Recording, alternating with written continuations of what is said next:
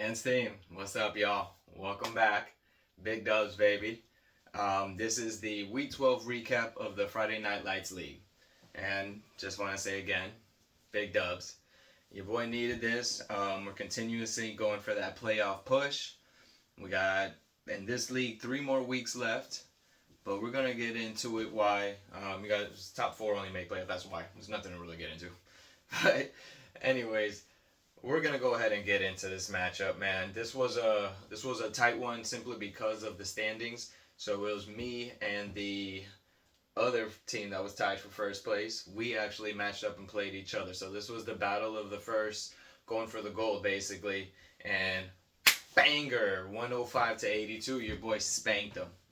Now, if we're looking at quarterbacks, just to jump into the mix, you guys already know I'm running with Kyler. Kyler's not running anymore, so he's giving you 6 points. He went against Seattle. It's a good defense, but regardless, 24 or 37. Not too bad, actually. 285 yards. Okay, just under 3. An interception and no touchdown. That sucks. Come on, dog. He only rushed twice for 9 yards. Not the Kyler we want. I want the continue rushing baseline. I want him to honestly, if he's not being able to air it out, I want him to just cuff and go. That's really it. That's why I've wanted Kyler Murray. He's a dual threat quarterback, but man, he's being very pocketive, passive at the moments, and I don't like it. He went against CJ. CJ Stroud is super up and down. CJ Stroud actually had a bad game himself. He took 4 sacks. He threw 2 picks. He also threw at least 2 touchdowns, but your boy got beat up, and it was no help to Tank. Sorry, Anstey. It was no help to Tank Dell. Tank Dell only gave me 10 points. We'll get to that in a little bit. I try to match it out. Nico Collins is going to continuously come back to form.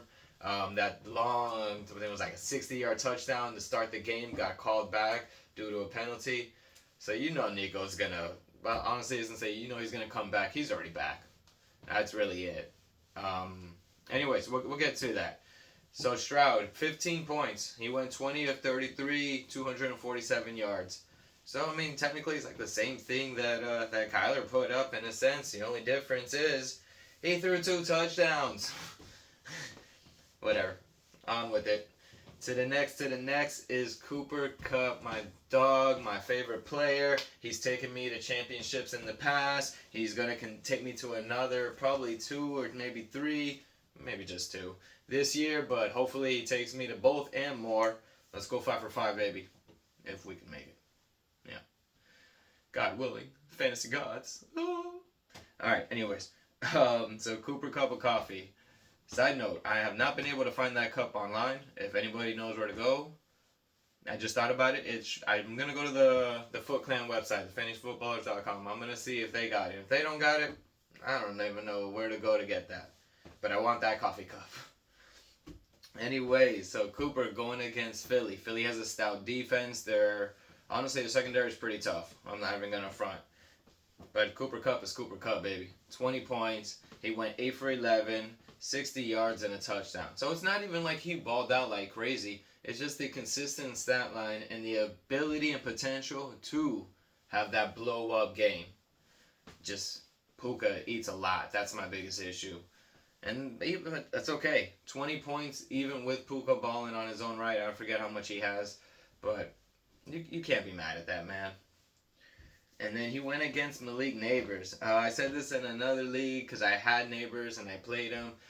I was going back and forth between him and Jennings. I ended up playing Neighbors at the last minute, and throughout half the game, I was like, I should have just played Jennings. What is Neighbors doing? Not even what is he doing, like what is the Giants doing? Like the offense itself is abysmal. So then whatever. I didn't pay attention to it. I look at my score again, and then bam! Neighbors got like 10 points, and I was like, yo, shout out. So he ended up finishing with 12. He went 6 and 9 for 64 yards. With the Giants' offense being as porous as it is, no one being able to throw the ball, I'm actually hoping that they put Drew Lock in simply because Drew Lock, I think, is better than Danny DeVito Cutlets, and he's better than He's better than, what's his name, Daniel Jones, who's signed with Minnesota now. I don't know. I think he has the greatest potential to get Neighbors to unlocking his potential moving forward. But whatever. So I went against Neighbors, 12 points. Cool. Then I had DJ Moore with the explosion game against Minnesota. DJ Moore balled out. He went perfect, 7 for 7, 106 yards and a touchdown. He dropped damn near 27 points, 26.90 to be exact. Man, DJ Moore looked amazing. DJ Moore goes from quitting on his team in 1 week to being the absolute best player on the field in the next week. I don't get it. I'm okay with it. I literally have said multiple times I don't want nothing to do with Chicago offense. I suckered into drafting DJ Moore because this 26 points. This was the player I thought he was gonna be all season. So, we see what happens, man. That's really it. I'm ecstatic about it. Do I think it's gonna continue? Not really, but he is on the pressing of being played more. To be honest with you. DJ Moore went against Marvin Harrison Jr. What a horrible first round pick. Come on, guys. Anybody who picked him in the first, the second, even the third round, shame, bro. I picked up Neighbors in my other league like in the 5th or 6th because we've all been spurned by rookies before. But one of the guys actually did pick up,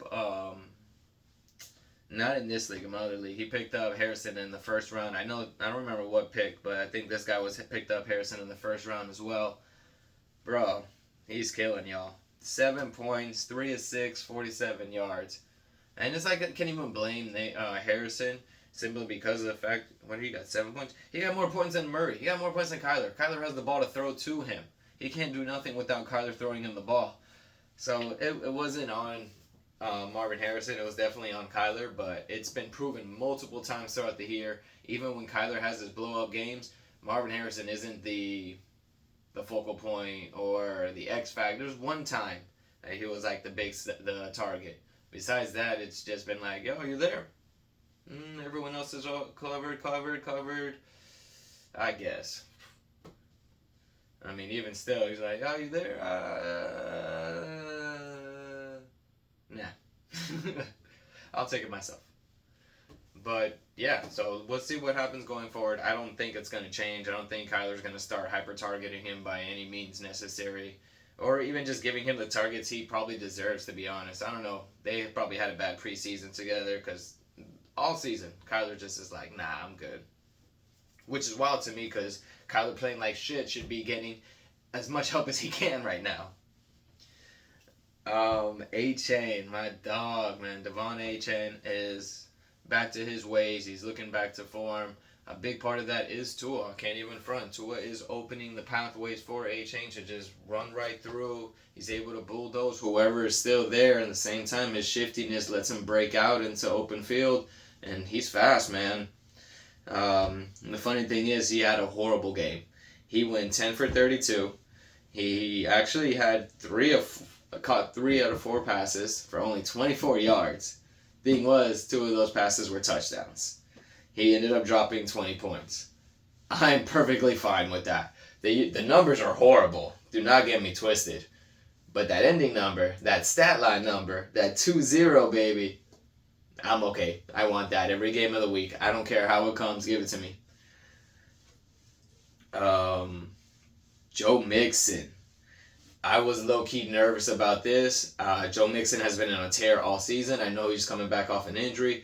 But Joe Mixon's a baller. He's already proven that he can just come in and straight powerhouse everything.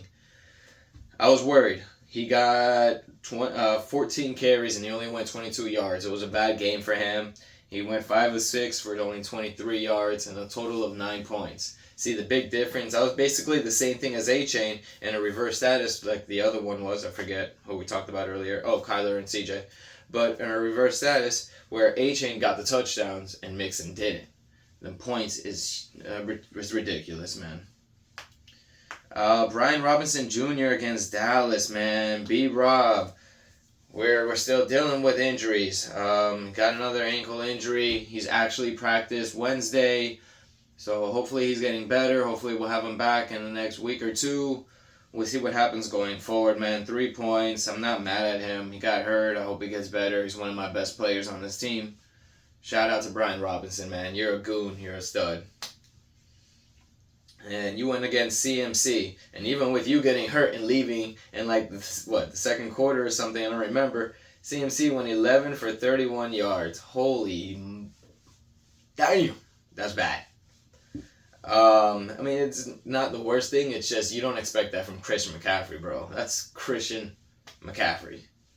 He did catch some passes. He went 3 for 4 for, 73 yards, and he did have a fumble. That was the big hit. He ended up dropping only 7 points, so I appreciate you. It's wild when you look at it because, actually, we'll get into that in a second. I appreciate you, McCaffrey, for not doing your usual work. Your work is going to go down, though, the rest of the season. I definitely don't see you getting that same workload. I've stated that before. They're going to try and make playoffs and hold you down for the playoffs, so they're not dealing with that. Cade Otton, big whopping 4. My dog went 1 for 3 for 30 yards. It's whatever, man. Mike Evans is back, so you know his targets are going to decrease heavily. I kind of wish he would at least caught his other 2 passes. That would have been 2 more points plus whatever yardage. So he would at least finish with a baseline of 6 plus, whatever. Maybe another 20 yards, another 2, 8.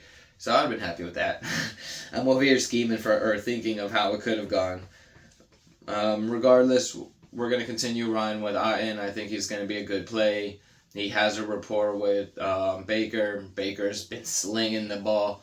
So Mike Evans can't catch every pass, right? Right? That made me think of the Star Wars meme. So then he went against Sam Laporta. Sam Laporta had 4.90. He had 0.90 more than Cade Otton. That's why it's not even such a big deal. Laporta is a huge bust this season as well. I'm so sorry if you drafted him anywhere between 2nd to 4th round because he was not or is not deserving of that draft spot. Big fan. He's an absolute monster. But this year he's just not doing it for fantasy-wise. He went 3 for 6 for 19 yards. Yeah, that's horrible. 3 for 19, man. I don't even want to try and do the math right now, but that's like 4 yards a carry. 4, 8, 12. No, that's not. That's about 5, 10, 15, 6, 12. So it's about 6.2 yards a carry. Actually, it's not that bad, I guess. Never mind, man. I'd be talking and I start rambling and then I start to think about it and I put the numbers together and I'm like, well, it's okay. I don't know, but the ending number is not what you want, especially from Sam Laporta, who was a league winner last year, who was a blowout breakout, and just absolute monster. So Tank Dell, we spoke about this earlier. Tank Dell, sorry, hands team. A little bit of technical difficulties there. Ran out of space. Had to delete something. Came back to it, baby. Back where we were at. I'm trying to remember. Tank Dell. Tank Dell is not going to be doing what I want him to do going forward. Nico Collins is just going to continue to eat up and absorb all the targets, all the receptions. He's back, man. Solid 10 points from Tank, so I'm not too mad at it, to be honest. He only went 3 for 5. He had 3 long passes, 72 yards. It is what it is, We're at this point where we're going to take it moving forward. We're going to have to figure out what's going on with Brian Robinson Jr., because if not, I'm going to be forced to play Tank Dell probably. I don't know. I got Bijan and Garrett on the bench. I'll probably slide them in. Anyways, he has JK. JK with the MCL sprain. He's going to be gone for a couple of weeks. So Gus Edwards is an amazing pickup right now for anybody. Gus Edwards is not the same Gus Edwards he used to be, though. He's not catching passes. He's not a big, heavy power runner. He's not as fast as he was. But, hey, he's going to get all the plays, all the work. Volume is king, baby. JK, hope you get better, man. Your career, you've been injured a lot, dog. I know it's a minor sprain, but still, at this point in time, after you came off a major injury, you just don't want any type of injuries. Now, we're looking at the kicker-wise. Brandon Aubrey, we went through this already. Super up and down. Missed 2 field goals. Alright, missed a field goal. One of them was blocked. Made 2 more. He went from negative to positive. Whatever, man. He finished with 6 points. I should be ecstatic about that. I'm just over him. I'm still playing him like an idiot, but whatever. He went against Dicker the Kicker. 16 bangers. This kid went 3 for 3. He hit the 2 extra points, but one of his field goals was a heavy 52-yarder, so that was 5 points right there. Man, good shit, Dicker. Now, defensive-wise, I have no idea why my opponent played the Chargers defense against Baltimore. Baltimore is going to score Lamar, Zay, Derrick Henry. I don't get that one. I played Pittsburgh versus Cleveland. Baltimore gave him, Chargers gave him 0. Pittsburgh gave me 8. Pittsburgh's a good defense. Cleveland's not the best offense. They do a lot of turnovers. And on top of that, it was the snowball. I wasn't projecting the snowball, to be honest with you. I was just looking at the teams itself. So, I was happy with that. 8 points, cool. Now, at the benches, got Goff with 10. Doesn't matter. Should have played him, but doesn't matter. Bijan and Garrett Wilson were on buys. He had Burrow and Adams on a buy. Debo with 3. Ramondre with 3. Good thing you didn't play either one of them, even though I had played Ramondre in a league. Ugh, that hurt. But let's look at the rankings hands team, because this is where it matters. We have 3 weeks left until it is settled. The reason there's 3 weeks is because only 4 teams make the playoffs. 10-man league, cutting it down on the likelihood. I'm 9-3. Heavy top, baby. Let's go. Let's try and stay there. I need to win at least 1 more week. Honestly, I need to win at least 2 more weeks to keep myself at the top. 2 and 3 are both 8-4. If they can both lose another game, 2 games, 3 games, whatever the case, it will be awesome. 4 and 5 are 7-5, so they're literally right behind as well. I don't know how that's going to work out. And then 6 and 5 are 5 and 7. They're, it's the slightest chance. Actually, no, not really. It's a little bit of tough hands team. I'm excited. I should make it for sure. I just don't know what spot I'm going to be in. Hopefully it is first place. And that's it, man. Let's get these dubs, hands team. It's actually Thanksgiving, so happy Thanksgiving, y'all. But yeah, I'm out, man. Good luck, hands team.